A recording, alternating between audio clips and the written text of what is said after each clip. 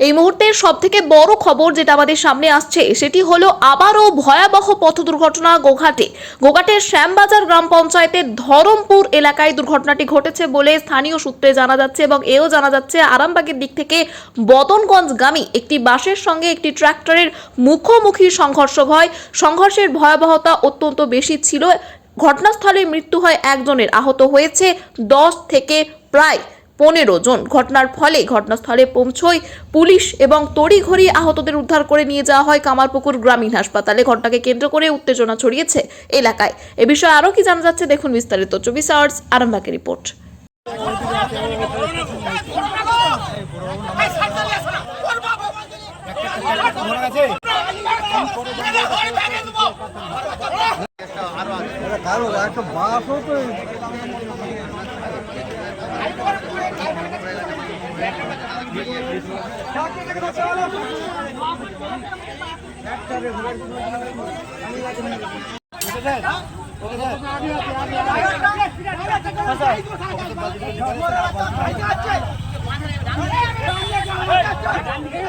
এটা একটা ট্রাক্টর যাচ্ছিল আর বাসটা যাচ্ছিল, সামনাসামনি হয়ে গেছে, সাইড দিয়ে মেরে দিয়েছে।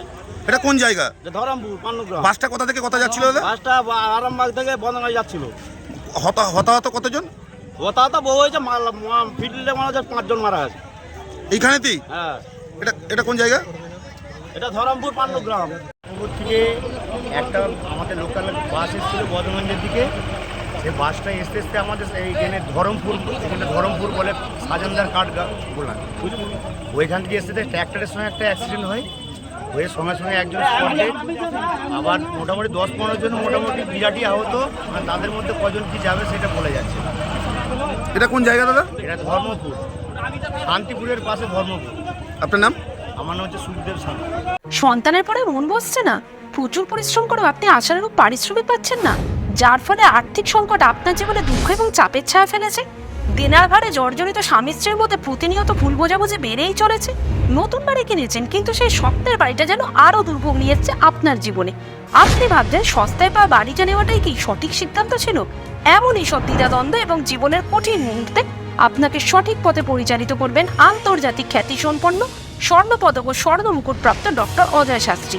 তিনি শুধু আপনাকে পথই দেখাবেন না, আপনার জীবনে সত্যিকারের সুখ, শান্তি, ঐশ্বর্য, অর্থ যেন সঠিক সময় আপনার কাছে পৌঁছে দেয় সেই দায়িত্বও নেবেন। তাঁর অভিজ্ঞতা এবং জ্ঞানের আলোতে আপনার জীবন হয়ে উঠতে পারে নিরুদ্বেগ ও সমৃদ্ধির পথে ধাবমান। তাই আর দেরি নয়, স্ক্রিনে দেওয়া নাম্বারে এখনই ফোন করে ডক্টর অজয় শাস্ত্রীর সাথে যোগাযোগ করুন। কে জানেন, হয়তো একটি মাত্র ফোনই আপনার জীবনকে বদলে দিতে পারে।